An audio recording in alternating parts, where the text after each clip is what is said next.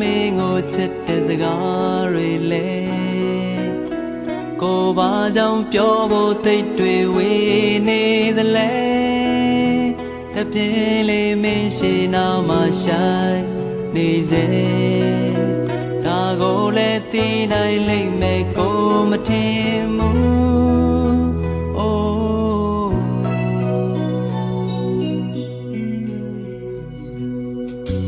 ကဲအခုတော့ဘာပြောမလဲသူဖွင့်ပြောရဲ့တရားနဲ့တွေ့ပြီးကိုဆောက်တဲ့အတွေ့အိမ်လဲလေးတဲ့မှာပဲမြို့သေးရင်ဆွေးနေရပြီသူမသိဘူး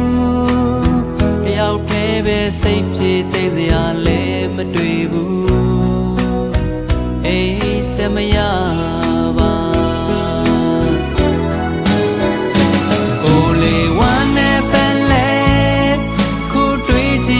တော့ချစ်တာတခုတည်းပဲ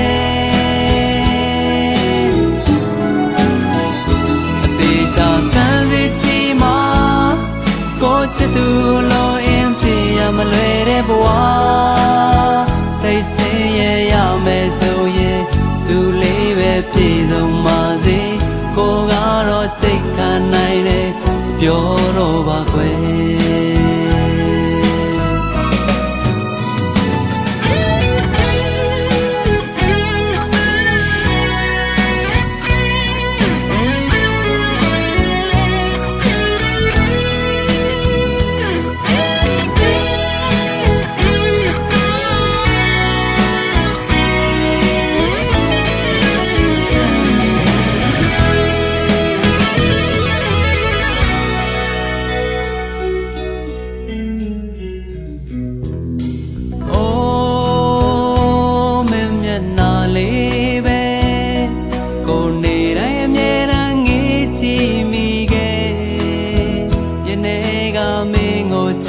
စကားတွေလဲ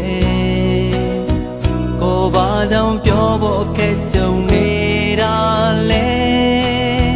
တပြင်းလေးမင်းရှိနာမှာရှိုင်းနေလဲမပြောတော့ဘူးကွယ်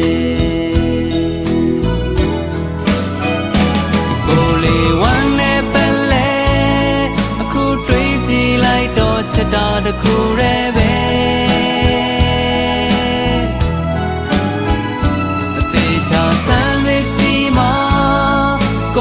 သူလိုအင်းဖြစ်ရမလွယ်တဲ့ဘဝစိတ်ဆင်းရဲရမယ်ဆိုရင်သူလေးပဲပြည့်စုံပါစေကိုကတော့စိတ်ခံနိုင်တယ်ပြောတော့ပါခွဲစိတ်ဆင်းရဲရမယ်ဆိုရင်သူလေးပဲပြည့်စုံ